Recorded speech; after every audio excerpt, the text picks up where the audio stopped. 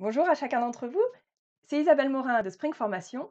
Aujourd'hui, dans les 3 minutes coup de boost, on va regarder la question de comment faire quand on a blessé quelqu'un malgré soi. Il arrive parfois que malgré toutes nos bonnes intentions, malgré notre élan positif, malgré notre bienveillance, ce qu'on fait ou ce qu'on dit va blesser la personne, ne veut pas être interprété comme ce qu'on voulait, comme ce qu'on pensait, comme ce qui nous amenait à faire ou dire cela. Bien souvent, c'est très désagréable pour nous de constater que l'effet produit est tellement différent de l'intention et l'élan qu'on avait. Et du coup, à ce moment-là, on aura envie que la personne ne souffre pas, on aura envie que la personne ne le prenne pas mal. Et d'ailleurs, involontairement, c'est ce qu'on va lui demander. On va lui dire: «Mais non, ne le prends pas comme ça. Non, non, mais faut pas le prendre comme ça. Non, mais c'est pas si grave. Enfin, c'est pas ce que je voulais dire. Faut pas réagir comme ça». Bref, on va dire à la personne, on va lui demander de réagir différemment de ce qu'elle réagit actuellement.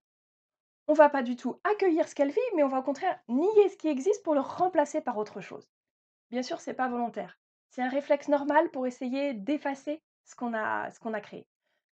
Mais ce qu'on a créé est créé et on ne peut pas le changer. Ce qui va être super important à ce moment-là, au contraire, ça va être la reconnaissance. De reconnaître ce que la personne vit et de reconnaître aussi ce qu'on vit soi, parce que c'est très inconfortable de mesurer cet écart.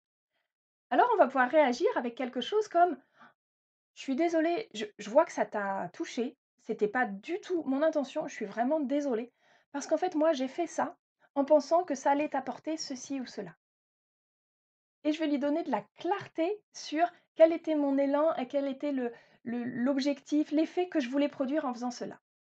Je ne vais pas lui demander d'être d'accord avec moi, mais je vais vraiment lui offrir de la clarté sur ce qui se passe, reconnaître ce qui se passe pour elle et expliciter ce qui se passe pour moi.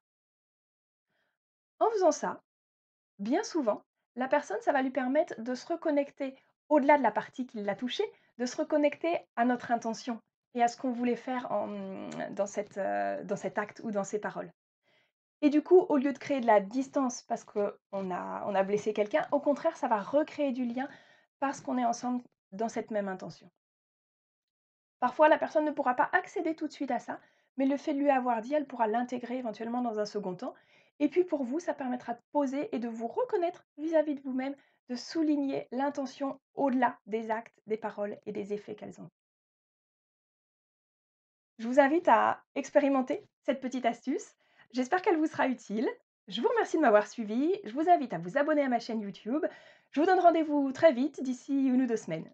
Merci.